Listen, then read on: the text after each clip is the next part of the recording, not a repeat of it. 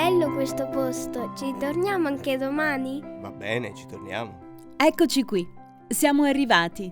Vedrai, Gabriele, questo mini tour nella Casa Museo dell'Europa sarà utilissimo per la tua tesina sulla storia dell'Unione Europea. L'ho visitato l'altra mattina con i miei alunni di terza media. Vuoi testare il livello della tua conoscenza della storia dell'Unione Europea? Bene, iniziamo da una domanda semplice. La bandiera dell'Unione Europea è un rettangolo blu con al centro un cerchio di stelle. Quante sono le stelle? 21, 12, 10.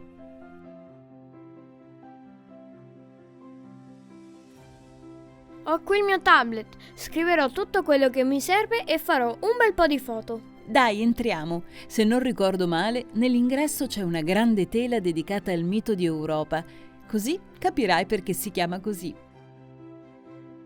Sai da dove deriva il nome Europa? Da un'antica leggenda greca, dal nome di una costellazione, dal nome di un'imbarcazione.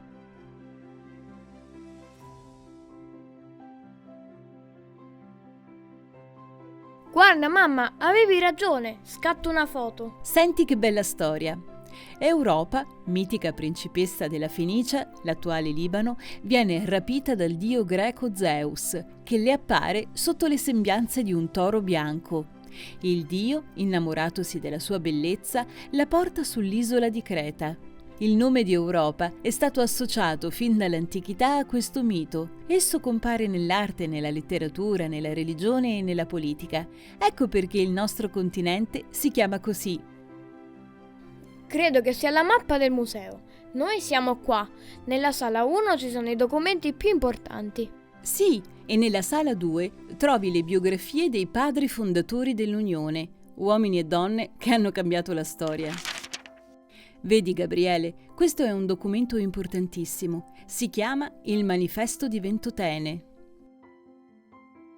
Chi furono i primi teorici di un'Europa libera e unita? Robert Schuman e Jean Monnet, François Mitterrand e Helmut Kohl, Altiero Spinelli e Ernesto Rossi.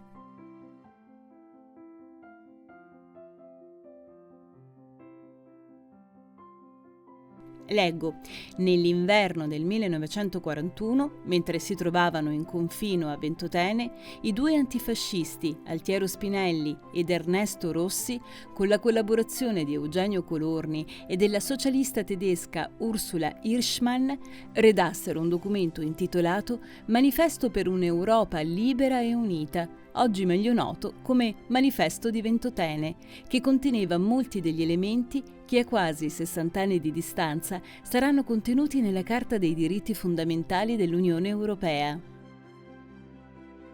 Cosa si istituì nel 1951 con il Trattato di Parigi? La Comunità Economica del Carbone e dell'Acciaio, CECA.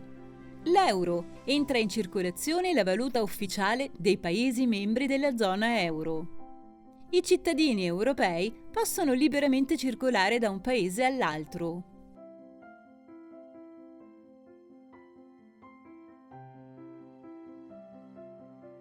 Ma noi abbiamo studiato che tutto ebbe inizio nel 1951 col Trattato della CECA. Certo, con il Trattato di Parigi nel 1951 si istituì la Comunità Economica del Carbone e dell'Acciaio, ma la volontà di unire l'Europa veniva da più lontano, dalla fine della Seconda Guerra Mondiale. Già, che brutta cosa la guerra.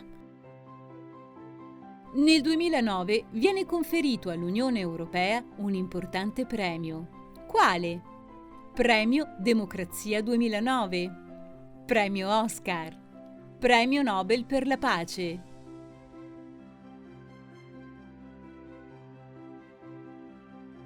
La prof dice sempre che non dobbiamo dare mai per scontato il fatto che viviamo in pace. Ed è merito dell'Unione Europea, sai. Perciò nel 2009 le hanno conferito il Premio Nobel per la pace. Figo, questo lo devo scrivere. Guarda, Gabriele, altro importantissimo documento. Cosa si istituì il 25 marzo 1957 con il Trattato di Roma? L'istituzione dell'Unione Europea. La Comunità Economica Europea, CEE. I cittadini europei possono eleggere i deputati al Parlamento europeo.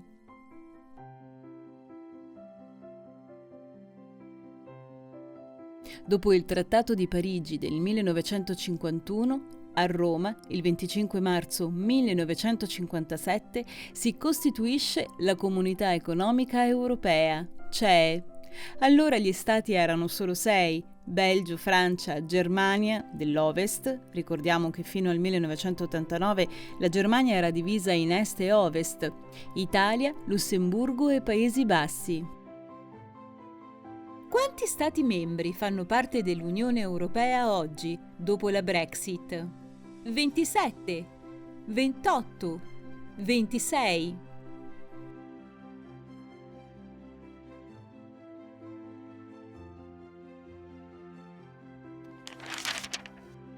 Ed oggi sono 28. No, 27. Ah già, la Brexit del 2020, il Regno Unito ci lascia. Goodbye! Esatto. Guarda qua, c'è tutta la trasformazione del Parlamento europeo. Nato come l'Assemblea della Ceca, si è convertito poi in Assemblea parlamentare europea per poi cambiare nome in Parlamento europeo nel 1962. L'altro giorno il prof ci ha fatto vedere sulla cartina la città di Maastricht. Cosa si istituì il 7 febbraio 1992 con il Trattato di Maastricht, in vigore dal 1 novembre 1993. Istituzione dell'euro, la valuta ufficiale dei paesi della zona euro. Abolizione dei dazi doganali riscossi alle frontiere fra gli Stati membri della Comunità Europea. Formalmente si istituì l'Unione Europea.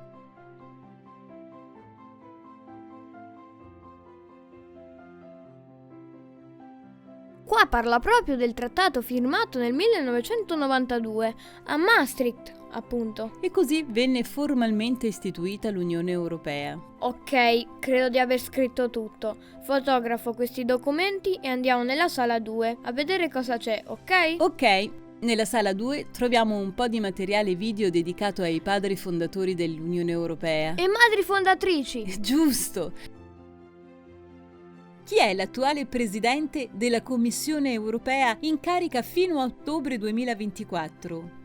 Jean-Claude Juncker, José Manuel Barroso, Ursula von der Leyen.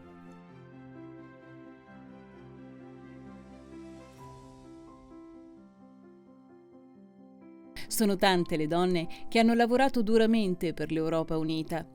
Sai che l'attuale presidente della Commissione Europea è donna ed è Ursula von der Leyen. Il 9 maggio 1950 venne pronunciata a Parigi la prima proposta ufficiale per la costruzione di un'Europa integrata. Chi fu a pronunciare questa dichiarazione che prende il suo nome? Jean Monnet, Robert Schuman, Winston Churchill.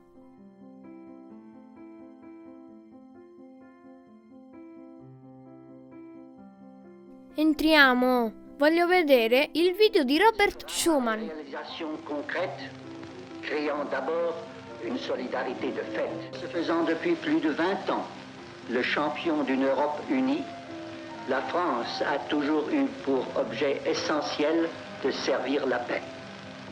L'Europe n'a pas été faite, nous avons eu la guerre. Gabri, vieni qua. Questo video mi sembra interessante. Praticamente vedrai in ordine cronologico la composizione dell'Unione Europea, anno dopo anno, tutte le adesioni degli Stati membri.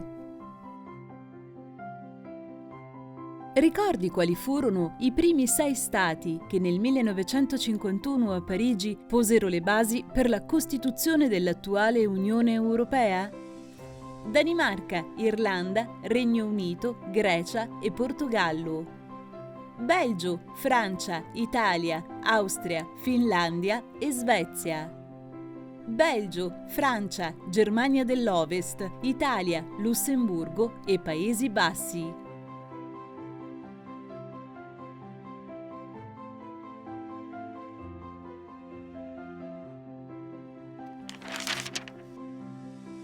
Ecco i primi 6, che nel 1957 erano Belgio, Francia, Germania Ovest, Italia, Lussemburgo, Paesi Bassi. Primo allargamento 1973. Entrano Danimarca, Irlanda, Regno Unito, che andrà via nel 2020. Nel 1981 entra la Grecia e nel 1986 Spagna e Portogallo. Quasi 10 anni dopo, nel 1995, entrano l'Austria, la Finlandia e la Svezia. E poi, nel 2004, entrano 10 stati: Repubblica Ceca, Cipro, Estonia, Ungheria, Lettonia, Lituania, Malta, Polonia, Slovacchia, Slovenia. Le ultime arrivate sono la Bulgaria e la Romania nel 2007 e la Croazia nel 2013. E come già detto, nel gennaio 2020 il Regno Unito lascia l'Unione. Che bella questa mappa, è tutta colorata. Io viaggerò un sacco da grande. Voglio conoscerla tutta l'Europa. Ci sono tanti progetti che incentivano i giovani europei a viaggiare, a studiare e lavorare in giro per l'Europa, come il progetto Erasmus, per esempio, ma è ancora un po' presto. Mamma, cosa vendono lì? Andiamo nella sala shop? E va bene. Figo! Che carina questa maglietta, la compro ad Antonino. Guarda che bello, è un gioco da tavolo sulla storia dell'Unione Europea. Come un trivial, ma dedicato all'Unione. Che figata, lo prendiamo? Fammi un po' vedere. Eventi, curiosità, personaggi, mappe. Mi sembra carino. Dai, lo prendiamo. Ci giochiamo stasera tutti insieme, anche con papà. Qual è l'inno, la melodia utilizzata per rappresentare l'Unione Europea?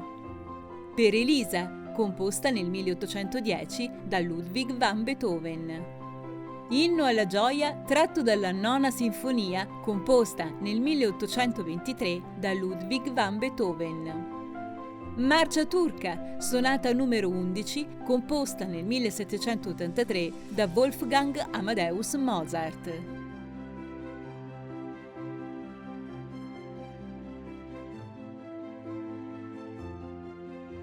Con tutto quello che ho imparato oggi, sicuramente vinco io, mi sbalordirò. Certamente, così come sbalordirai la tua insegnante e la classe con la tua tesina. Sì!